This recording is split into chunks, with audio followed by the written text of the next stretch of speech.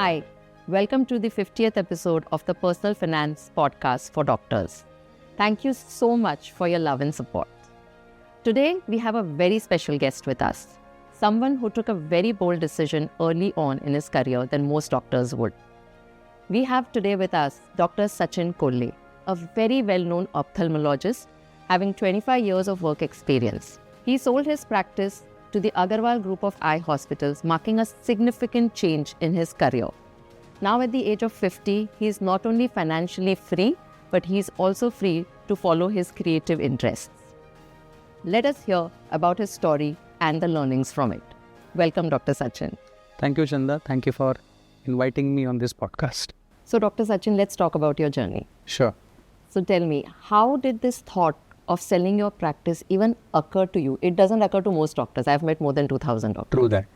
So then how did you think about this first? Well, Chanda, I'm into practice since past 24 years now. So to be really frank about it, we are trained clinicians. I'm an eye surgeon, I'm an eye clinician, I'm a physician. So I know what is best for my patient from the clinical aspect.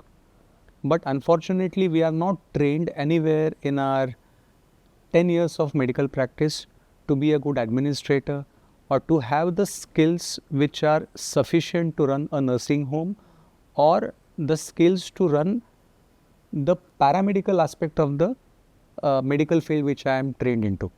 So initial about 4 to 5 years of my practice, I was very happy because there were not many allied things to do. I am there, my patient is there, I am treating my patients, I come back home, I didn't have my own clinic. I was attached to many nursing homes here and there. So I used to run around many centers. But after about 5 to 6 years of my practice, once I realized that I'm doing good, and once I started my own practice with my own place, the stress of running the practice along with its allied things came into picture. Managing your own staff, managing the legalities, managing the licenses, managing the HR aspect of it, the staff salaries, the maintenance of the clinic. So these all things, they actually started taking a toll once the practice grew. So eventually 17, 18, 20 years down the line, as I know the practice grew, as I know the number of patients grew, my staff grew. Once I realized that I am not really happy now doing the things which I wanted to do. Though I was very happy as far as the clinical aspect of it was concerned, treating my patients was concerned, but running the clinic, I realized I was not made for it. So that is the time when I realized that I need some help from some professional people to guide as to how to run the show and to in fact come in, step in, help me run my show, wherein I will only do my work and they will do their work which is supposed to be only handling the practice. So to the extent few years down the line, once my practice started growing, I realized one fine day I was evaluating my patients and I had a bout of anxiety. I felt a bit of choking sense. I started perspiring. I just sat in my clinic and I asked my patients to go. I just asked my staff to call my wife. Luckily for me, she was practicing on the floor above my clinic. She came down and when my blood pressure was evaluated, it was 160, 110. Wow. So that is the first time I realized that I was possibly an hypertensive and possibly the stress is taking a toll on me. And then I realized, yes, which I hadn't. I was a bit obese, I was overweight, I was 74 kgs that time.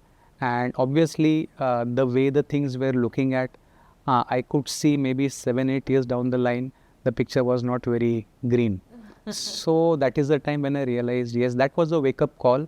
And from that time onwards, I started becoming a bit more serious as far as my health is also concerned. And of course, I started evaluating my options to run the clinic a bit more efficiently.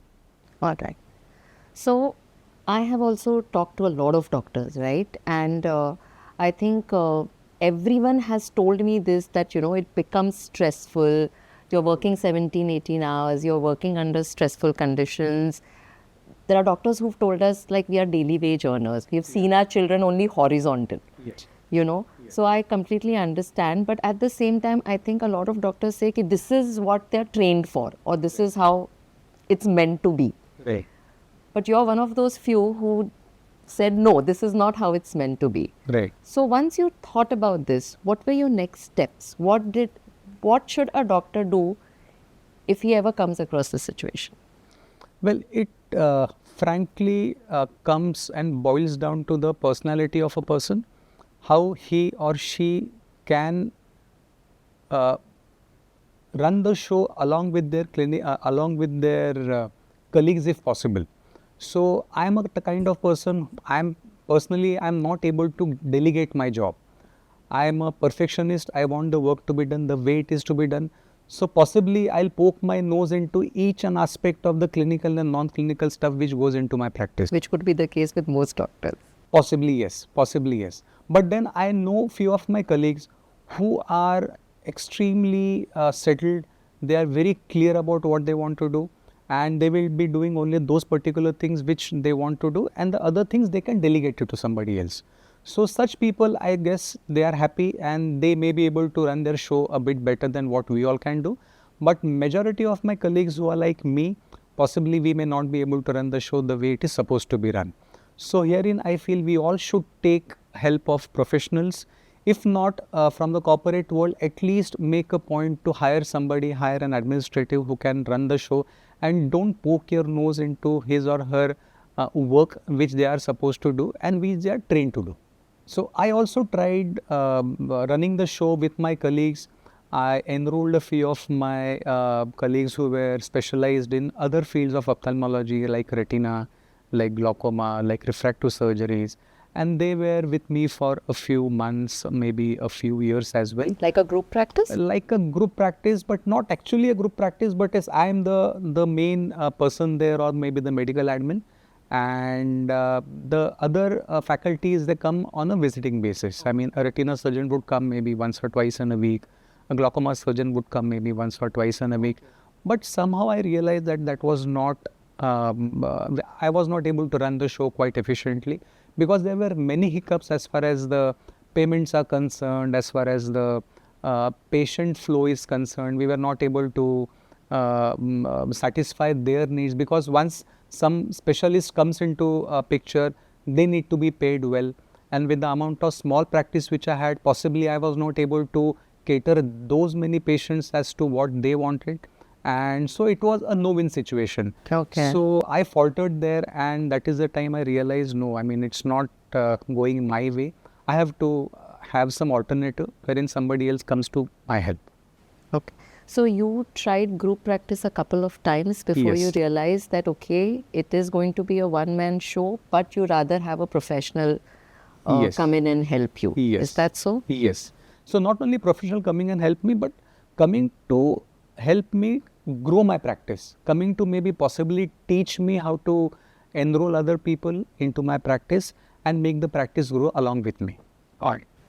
So if one were to sell his or her practice, what would you say the important 2 or 3 steps are? What should they prep themselves up with? Because a lot of doctors who are going to be listening to this or seeing this might have some thoughts on this, and they might start thinking about valuing their practice. So what are the things they should keep in mind? Most important thing is to have your patient database with you right from the day you started your practice. Unfortunately, when we started about 24 years back, we didn't have any help of softwares that time. But now there are n number of softwares available across the faculties. You can have your patient database there, you can have your operative database there, clinical database there. So once a corporate comes into the picture, when they want to evaluate you, they would like to evaluate you in 4-5 major aspects. First of all, what is the patient footfall that you are catering to? What is the kind of services that your center is giving to the patient? What are your finances? How much you earn? And your legalities involved, your attachments and tie-ups with the insurance companies. So these things, they have to be meticulously maintained in the software. It becomes very easy for them to evaluate your practice, and to come at a valuation of your center if at all they want to take the practice into under their wings. So this is one of the most important aspects, that you should have your patient database with you. So what are the documents typically they collect? So past 3 to 4 years of financial documents, your surgical registers, your OPD registers. So these few things, and your financial dealings with the in my case, with the people whom I dealt with as far as the lenses are concerned, your vendors, so all the expenses of the clinic, operational expenses, and your income. So they have to be meticulously maintained. Okay. And every corporate who wants to take over, they would have some slab, what kind of a practice they want to take over. Is there a turnover cap? Yes. So I dealt with 3 of the corporates who were into mergers and acquisitions that time. So each and every corporate had their own minimum turnover requirement for them to even consider whether they want to take your practice over or not. So it all depends from corporate to corporate, and you have to fall into that particular slot which they are looking at. Okay. So when you decided to give your practice up, we were open to it. How did you go about looking for a person who would take your practice?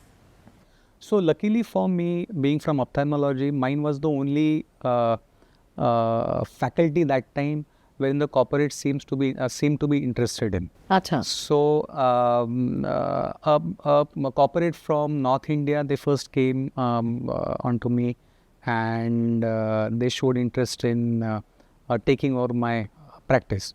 So in fact, I was mentally prepared for the same, and I wanted to know the details as to how these guys work, because it was all a new field for me. Though I had friends from the corporate world, I had learnt a lot from them as far as the way the corporates, they undergo a merger and acquisition.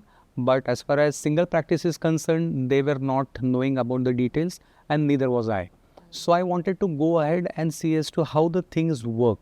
So the first guys who came to me, I just said yes to them initially, just to understand how they go on evaluating your practice, and at the same time what are their steps involved and what I should keep myself prepared if at all I want to really go into the details later on. Okay.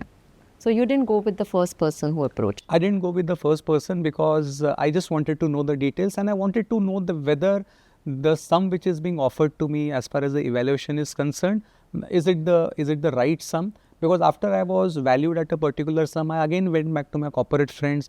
I told them, well, buddy, these are the things which they have been offering me. They said, fine, let us wait for some time. Let us see for more offers and see if at all they all offer you the same way. And if the valuation of your clinic by 2 or 3 of them falls into the same category, possibly we are there. So maybe a few lakhs here and there won't really make much of a difference. So the first person I said no, not only as far from the aspect of valuation is concerned, but I was not very happy with the way I felt they are treating me as such. I mean, when you want to associate with somebody for a long term, your wavelength has to match. Correct. So Absolutely. therein I actually felt maybe in certain aspects, maybe ethics were not as far as what I wanted them to follow. So I was not very keen to go with them in the first go. It's very interesting you say that, because I think most doctors, even when they look at having someone in their clinic to work with them, the first thing is that the wavelength has to match, your ethics have to match, because it's a marriage. Yes, absolutely, absolutely. So why did the second one match more, the Agarwal group? So the way they approached me was something which was very, very distinctly apart from the way I was approached earlier by the different corporate world. Right from day one, I was made the center of importance. They said, sir, we'll go the way you want the thing to be. We don't want to push our particular mindset onto you. We would like to understand the way you work. And based on your ethical practice, based on the way you practice, we'll be trying to help you to build your practice around you. So I was made the center stage, wherein my opinion was going to be honored the most, and based on my opinion, they would see to it that the practice goes further. So this was of a prime importance to me, because Chanda, my practice was like my baby. You know, I had grown that baby since past 24 years. I've seen it grow from steps to steps, and at a present juncture, I wanted it to be handed over to somebody who can actually nurture it further and take it to the heights wherein I won't be able to do it. So therein, my sense of ethics, my morality, and their professionalism. So everything should merge together, and then we could see a flourishing business thereafter. So that was what my concern was. And going with Agarwal's, I felt everything matched, and then ultimately I said yes to them. Very good, because I'm sure when you were going through this journey, you would have spoken to some few of your colleagues or your peers. Yes. Were there any apprehensions from your fraternity? Absolutely, absolutely. I mean, this was the first time ever. I mean, ophthalmology is the first clinical branch, if you would know, which are undergoing this spurge in mergers and acquisitions, and it is yet not known to many people around, and of course my colleagues as well. So Agarwal has almost like 22 centers now in almost 25 centers now in Mumbai alone. In Mumbai alone. And across the country and abroad as well, they are almost now acquired 187, 189 centers now. Work. So that speaks a lot about the chain. So my colleagues, the first thing was, why the hell do you want to throw away your name? That was the first thing, which was a stark first question which I would see from everybody. तू 20 साल से practice कर रहा है, 22 साल से practice कर रहा है, your mother is a doctor, your father is a doctor, they have got such a good name in the community, and now you are a doctor, you are into this profession, and why the hell all of a sudden you just want to throw it? Because if you merge with these guys, your name is nowhere going to be there. So I was, yes, I mean, that did came to my mind, but frankly, Chanda, for me, my name was never the first thing to strike me when I thought of merging with them. Okay. My first concern was my practice should grow irrespective of my name. I do know that my name counts a lot, because in India per se, the doctor practice is name based. It is faith based. Unlike in Western countries wherein it's more of, hospital based. Ki I get a good treatment from this hospital, I've got a tie with this hospital. So no matter whosoever is there, they will go and take the treatment from that particular guy there. But in India is not so. Yeah.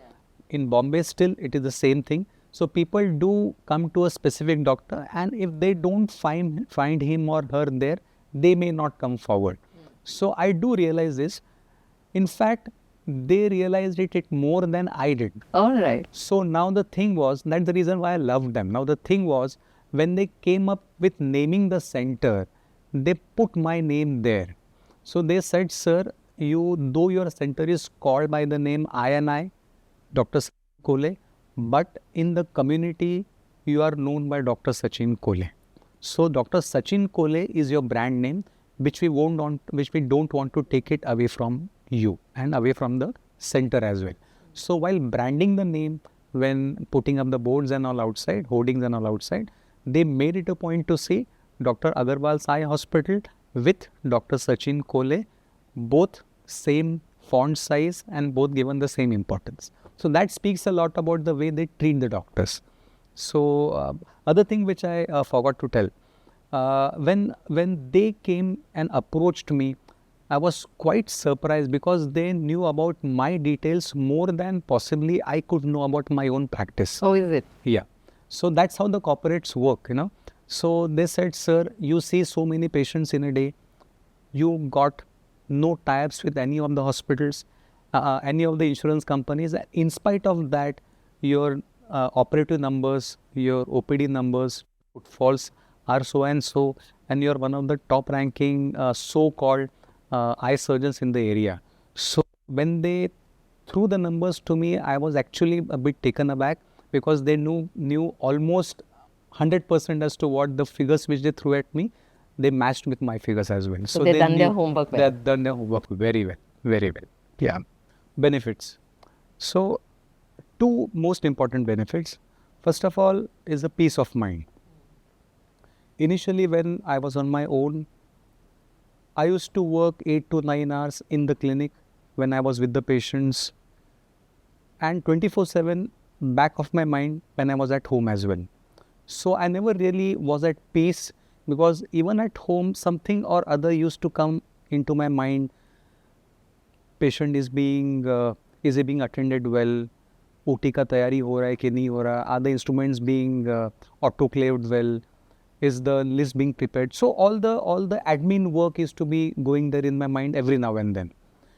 But now, post merger, I just work 8 hours in a day as far as the clinic is concerned. Once I'm back home, raat gayi, baat gayi, I'm just back home with my family, with my passion, and that's about it. So that's most important thing, that the peace of mind is there. I work only on those particular hours when I'm there in my clinic, not otherwise.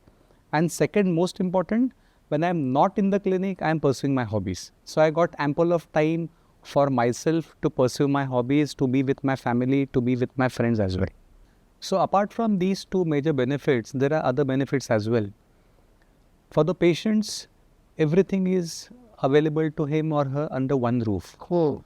So we as a team are now team of 8 doctors, which cater to all the fields in ophthalmology, right from anterior segment, right from retina, right from glaucoma, refractive surgery, oculoplasty, everything.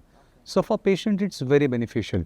Everything under one. Absolutely. The patient doesn't have to go anywhere, and nor are we really now much bothering about whether the patient has to be referred to some other center, because we don't give the same treatment here now. So for us also, it's very important and very easy to just ask the patient to wait for some time and show to the consultant nearby in the sitting in the next consulting room. So that's of a major benefit to the patient. Other benefit for us is we have got the freedom of maybe taking some leaves on our own, not worrying about whether the hospital will be running or not. So we can go on a short vacation or maybe long vacation as well, wherein the clinic still runs, the patient are being taken care of. So that was never earlier when I was on my own. Correct. Other benefits, well, the legalities are also being taken care of.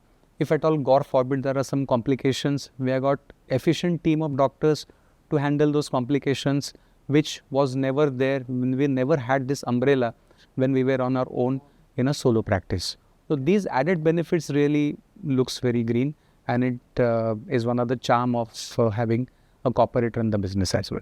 So it makes your practice very strong. It gives a comfort to the patient as well, that even if you're not there, there are other people with you who will be taken care of. Awesome.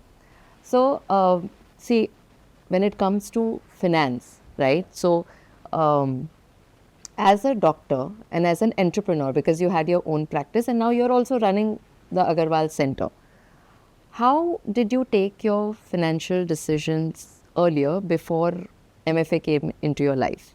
You were still having a flourishing practice, you were taking money decisions. How would you take those decisions? Well, all the doctors for that matter, not all but majority of doctors are like me. We are not trained in handling our finances. Of course, we are never trained in the medical college as well. And we go by the dictum as to, follow your parents the way they were doing earlier. So maybe FDs and maybe real estate, and these were the areas wherein we used to invest our money. And initially, for first 5 years, 6 years, 7 years, we were not earning much. These really didn't bother much. But then as and how you start mingling with, your friends from other fraternities, from financial fraternity, you realize, well, there are other ways of investment as well, wherein the money can work for you. You don't have to really work for the money, but you can make the money earn more money for you. So therein then we were exposed to a field of mutual funds, field of stock market. And initially I was very apprehensive, because coming from a middle class family, and my father was typically, share market matlab satta hai and all those things. So that always echoed in my mind, and which never allowed me to venture into this field. But then I realized all of my friends, I mean majority of them, who were so-called financially more mature than me, and my corporate friends as well, they were all into this. Then I was more inquisitive to know as to how this system works, what is share market, what is mutual fund. So slowly I ventured there as well. I started investing through some of my friends, through banking systems. Well, we all have our own banks wherein we invest our money, and the bank system has their own investment arm to them. So therein I used to invest through them as well. Then there are some apps available now. So yeah, so the way I used to invest the money into markets was also very fractured. It was not very structured, and it didn't have any head or tail. I mean, one fine day, if I had a chunk of money and I felt, I just used to go through the best performing mutual funds, and whichever fund was best performing, I used to just put my money there. And eventually I realized, well, this is not the way it is supposed to be done. So before you guys came into my life and you knocked some sense into me, and you made me realize how actually the finances can work for you, how the things have to be charted out from the point of view of the financial goals which you should actually sit down and chart before even thinking about investing your finances. I was in quite a bad shape.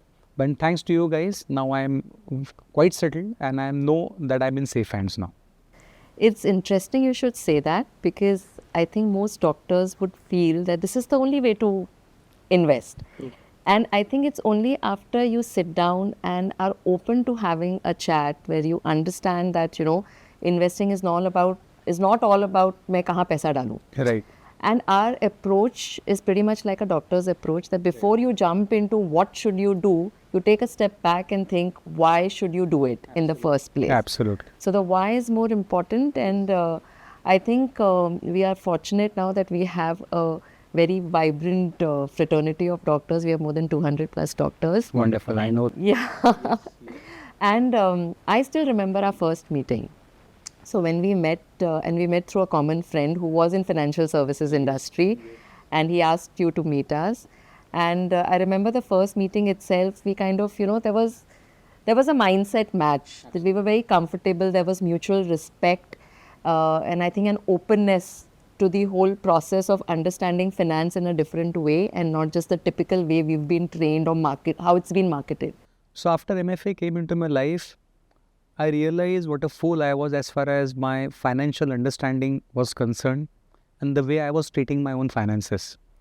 Well, it's like, you going to a specialist after taking many pills for your so-called some ailment which you had and which you're not able to understand. And when you go to a specialist and he diagnoses and he treats it well, and then you are assured that, okay, from henceforth, any problem, and I'll go to this particular guy because I know I'm in safe hands. Correct. So now after coming with MFA, I am assured that my finances will never really, I don't have to look at my finances as to how to manage them, because you guys are there to take care of it. My each and every goal has been prioritized. My each and every goal, it has been charted. And I know I've got sufficient amount of money for that particular goal. Not only that goal, for emergencies as well. So I don't have to really think about my finances now for the rest of my life. And I think one very important thing for you was creation of wealth, because you were selling your practice. You were going to get a big chunk of money. So it wasn't that I have enough, I don't need, a coach in my life. In fact, that was the time when you actually said, now I need a coach in my life. Coach, yes. With the bulk of money coming into picture, you really need somebody to guide you as to what to do with that money, how to invest it. Not only invest it, the tax implications of the same. I was put in through you by into the tax consultants as well. We worked out with them as far as the capital gain tax is concerned. So these all really helped and opened my eyes wide. And had I not gone through them, I would have been a mess. And yeah, you guys helped a lot. We did a lot of calculations and stuff. Absolutely, absolutely. So I know there is a difference between knowledge, experience and wisdom. So knowledge is you read, you have the knowledge. Experience, you're practicing it. But years of practice and ups and downs takes you to the wisdom. So I'm sure, in the doctor's practice, when I have met so many doctors, you go to a doctor because you see the experience and the wisdom. Similarly, I think in our field, when it comes to, investment planning, that plays a key role. And you have very nicely articulated this, because that is something which gets missed. So if I have met 2,000 doctors, I have had about maybe 200 people who have the same mindset as we do. And I think that's where it really works. But one more question. Tell me something, why, if practice valuation and selling of your practice is of so much benefit that you see now, why do doctors don't think about it even? Or, forget valuation of practice. They don't even think about selling off their practice. They might be only okay to just, shut down their clinic and be okay, or look at it as a real estate and just sell it off as a piece of real estate. So why do you think that happens? And secondly, for which specialities you think practice valuation and selling off will really work? So I feel henceforth, very few specialties should go into merger and acquisition as far as the corporate types are concerned. One is going to be dermatology, if I'm not mistaken. Second, ENT. Ophthalmology, we are already there. Infertility centers are already a norm now. Laboratories, diagnostics, they are also a norm now. Radiology, MRI centers, CT scans. So all in all, centers which don't deal with in-house patient admission, Right.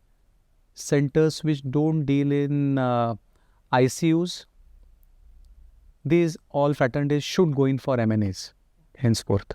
And right now you're saying Opthal is where most of the mergers and acquisitions are happening. Dermat should be the next one in line. And IVF is also... It's also happening now. It's still happening now. Okay. So, Doc, where do you see yourself 10 years from now? Well, coming 10 years, I'm already with Agarwals. I'm going to work with them for 10 years now. And I'm very happy to do that. I'll be doing only 8 hours of my practice, and the remaining time I'm with myself. And thereafter, I'm on my own. If at all I want to continue with them, I will continue with them as far as the professional aspect is concerned. Otherwise, I'll be doing my own work, which I like doing. I'm into singing now. I've taken up singing again, and Hindustani classical again. I've taken up learning Sanskrit again, which I had left a long time back in my college. I'm learning Upanishads again. I'm learning Vedanta again. I'm into meditation. I'm into marathon running. So many of my facets of personality, which I was not able to polish earlier because of dearth of time, being a professional. Now I got ample of time to do that, and I'm doing it very happily. But you know what? A lot of doctors I speak to, they say we will never retire because I don't know what else I can do. Yeah, absolutely. So for them, the word retirement is something they don't want to deal with. But yes, what we are talking about is financial freedom. So you are free to do what you want to do, and you're doing only because you want to, not because you have to. Yes, true that. Retirement for doctors is like, if I can put it very gloomily, it's like death. Nobody wants to speak about it. They know it is there. They know that's going to be there ultimately. But then they don't know what is to be done thereafter, because they can't see what is going to happen to them after they retire. So it's better for everybody to start thinking right now and put the life in proper perspective. And it's possible only if you have broadened your mind to look beyond your professional self. So, Doc, we have a rapid fire round right now. Oh, this was not told to me. No. Okay. Okay. So now I will tell you a word and you have to say the first thing that comes into your mind. Okay? Number 1, happiness. Meditation. Money. Freedom. Life. Too vast. You have to live it. Coach. Guide in need and otherwise. Okay. Your next goal. I'm going to do a triathlon soon. Wow.